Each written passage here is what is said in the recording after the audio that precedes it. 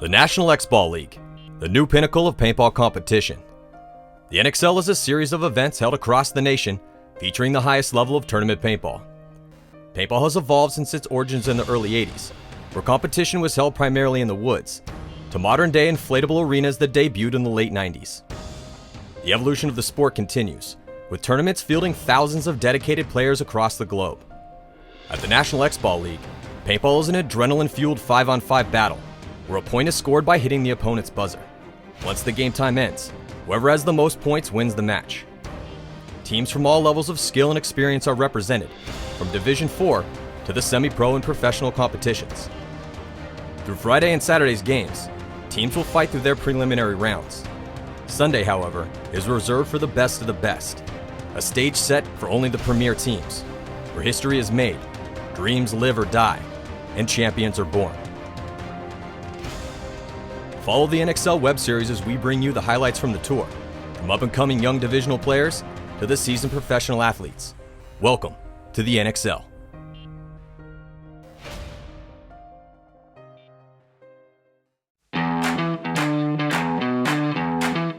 After a day of tournament play in the books, teams meet to recap what went right, what went wrong, and make crucial adjustments to take on their next set of opponents, so they can finish off the preliminary rounds with the hope of making it to Sunday. Enter Saturday, day 2 of the 3-day NXL Great Lakes Open. Our first featured match in Division 4 showcases Kickin', a young up-and-coming team from the AC training camp and Top Gun Union 2 out of New Jersey that spawns from their pro team Trenton Top Gun Union. Kickin' goes into Saturday with 1 win and 1 tie, needing a big win against Top Gun to help their chances for Sunday. This match started off with both teams making heavy runs to the Snake 1 and D1 off the break. Kickin' went up by 2 and then maintained the lead as Top Gun fought to come back. They just couldn't maintain enough strength on the D side to pull away with a victory. Kickin' finished the match and won 4-2 against Top Gun Union 2. Next up, we have DBS Supersonics taking on NXL 2. DBS came into Saturday with a 2-0 record, winning both matches on Friday 2-1, while NXL comes into their final match for Saturday with 1 win, 1 loss, and 1 tie, knowing they needed to win this match to hopefully advance to Sunday. The gameplay in this match was extremely slow. NXL took a 2-point lead over the Supersonics in measured, back-and-forth exchanges of bodies on the field. NXL took control and held their zones, while the Supersonics attempted to come back late in the match, but they were unsuccessful, allowing NXL 2 to take the 2-0 win. Both teams would advance on to Sunday's quarterfinals. Our third and final featured matchup for Saturday's Division 4 preliminary rounds is Houston Notorious FSU, a dominant force in this division with multiple podium finishes on the national level, facing off against Midwest Arson, a team that's been on the national circuit since 2007 and hails out of Badlands Paintball in Chicago, Illinois. At this point in the tournament, Notorious had 2 wins and a tie and needed to win this match to guarantee a seed for Sunday. Notorious took D1 off the break consistently and put pressure on Arson early on in the match. Arson had a tough time staying alive as Notorious ran down the field and took charge of the game. Notorious beats Arson with a 4-0 victory to move on to Sunday and wrap up our Saturday Division 4 featured matches. Moving to our Saturday semi-pro preliminary matches, we have the Charlotte Bloodhounds coming into this match with 2 wins and 1 loss, needing to take this win to guarantee a Sunday appearance. They played Sacramento DMG, a veteran divisional team from Northern California who was 3-0, a good record for moving on to Sunday. The match started off with the Bloodhounds making a quick punch down the D side, taking the first point. They went back and forth exchanging points. When the Bloodhounds took the lead, DMG attempted to get down the Snake side to do damage, but the Bloodhounds held strong. DMG couldn't hold off the attack, and the Bloodhounds won the match 4-2. Both teams would hold the highest records in their bracket and advance to Sunday.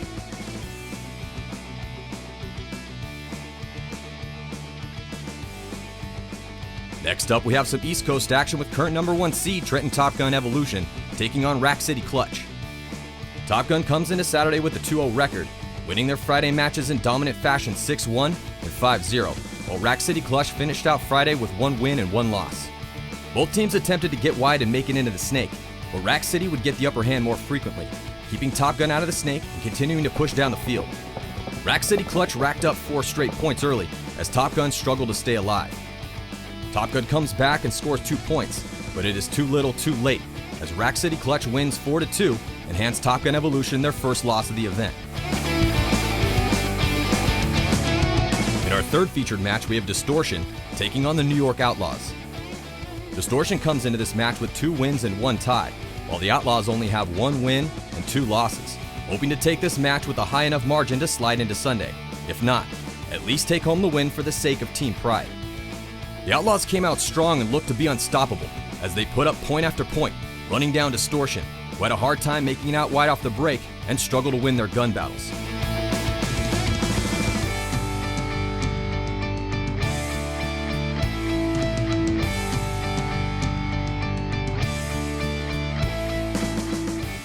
The Outlaws took the win 6-1 to finish 2-2 without making it to Sunday, while Distortion took the loss, though still able to make it on to Sunday with a 2-1-1 record. Our final semi-pro match features AC Diesel, brother team of professional team AC Dallas, taking on Louisville Asylum. Both teams enter the match 2-0.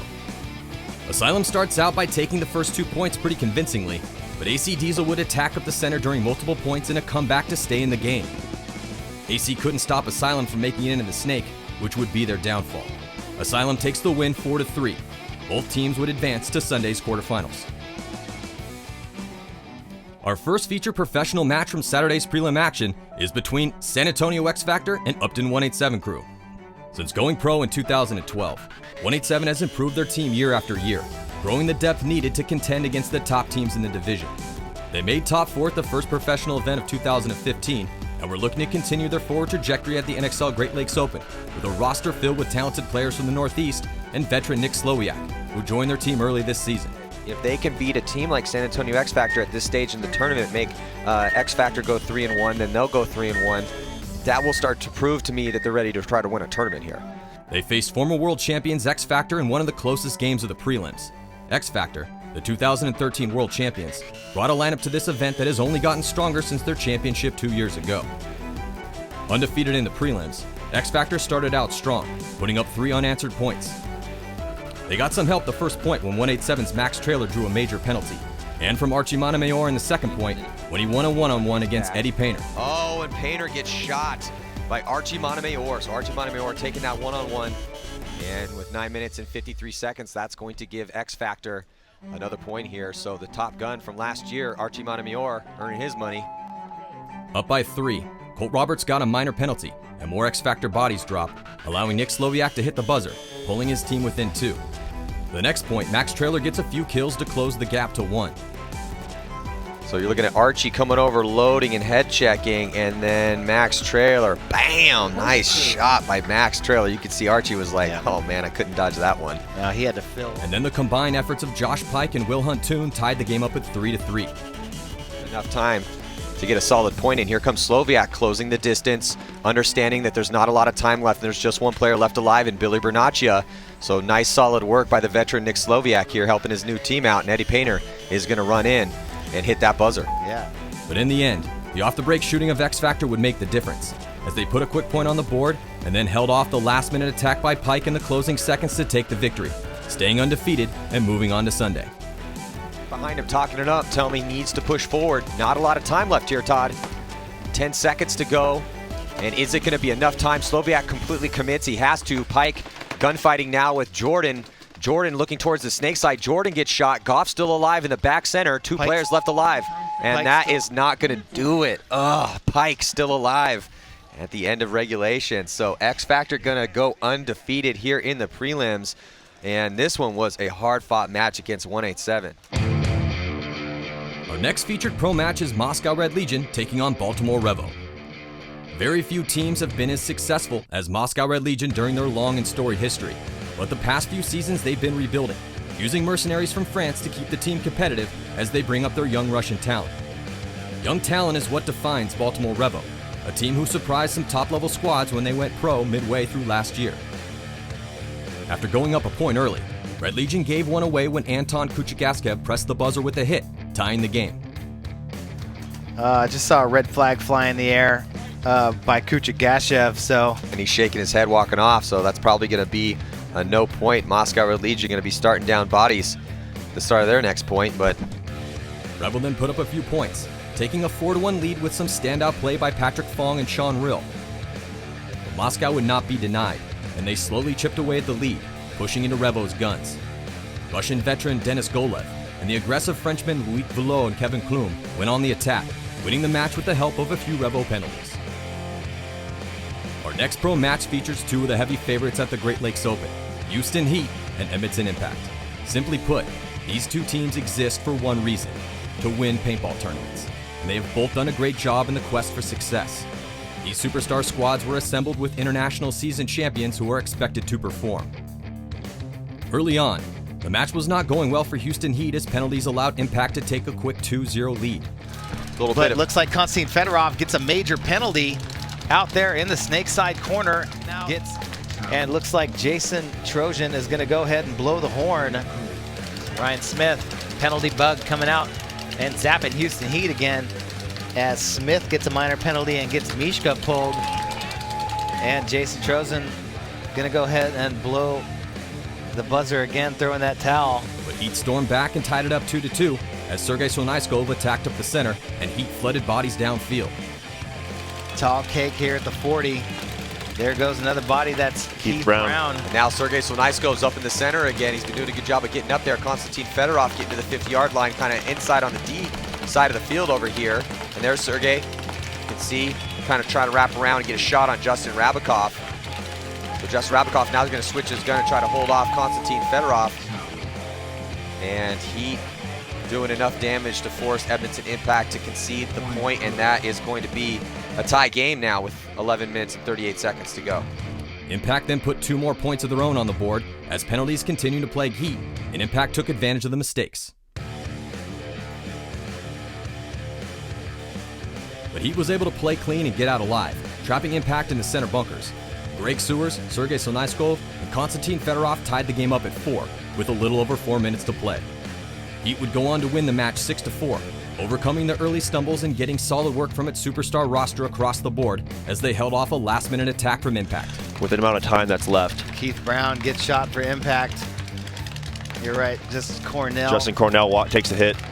He's dead. Chad George coming off though, and here comes Rainey Stanzik. Desperation move down that snake side. And that's gets all tore 5 up. Players.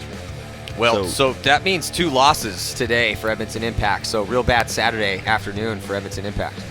Yeah. What a difference a day makes. First time you played paintball, charging in like Soap McTavish, only to get blown to smithereens in seconds. Since then, you've played every weekend, watched every paintball video, gone to every pro clinic, and still, when it came down to a one-on-one to win the tournament, you choked. That's all in the past. This is a new season, a new match, a new you. This is your redemption. Our final featured pro match from Saturday's prelim action was a classic matchup between San Diego Dynasty and Tampa Bay Damage. No other team carries the legend Dynasty has on its shoulders, but the boys from Damage have spent their fair share of time in the spotlight as well. Though Dynasty lost Oliver Lang for this NXL season, they picked up Marcelo Margot from the LA Ironman right before the Great Lakes Open. Damage was able to salvage their team from oblivion at the last minute before the start of the 2015 season, and both of these long-running teams were fighting for a spot in Sunday's competition.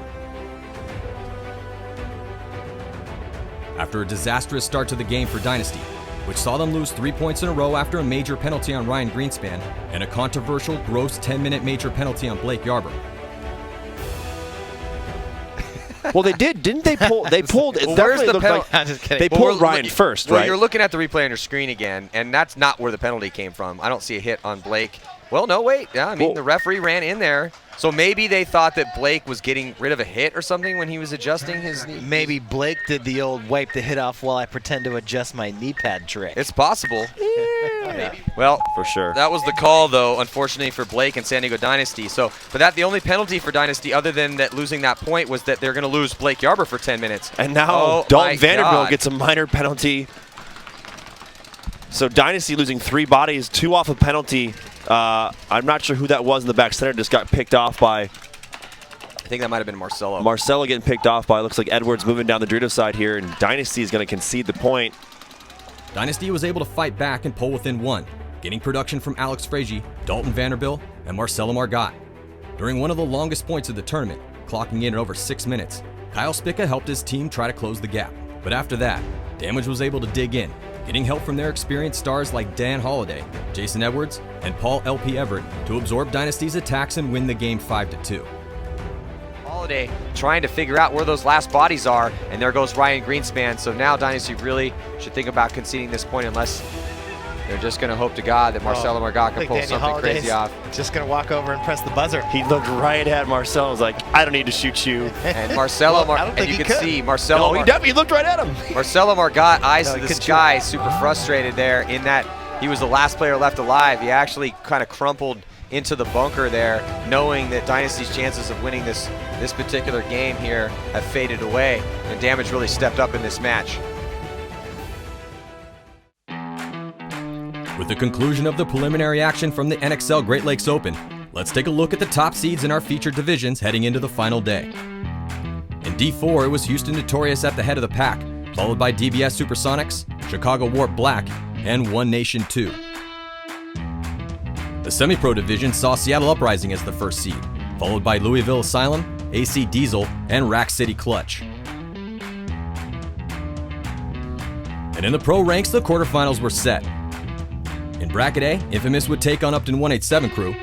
Bracket B would see Houston Heat battle Los Angeles Ironman. In Bracket C, it was Tampa Bay Damage versus Edmonton Impact. And in Bracket D, it was San Antonio Xfactor versus San Diego Dynasty. Make sure to stay tuned for episode 3 of the NXL Web Series, where we take a look at Sunday's competition, the most important day of the tournament, where the first NXL winners from each division are crowned. Also, check out all the action from the second event of the 2015 NXL season as the Virginia Beach Open goes down on PlayNXL.com/live August 7th through the 9th.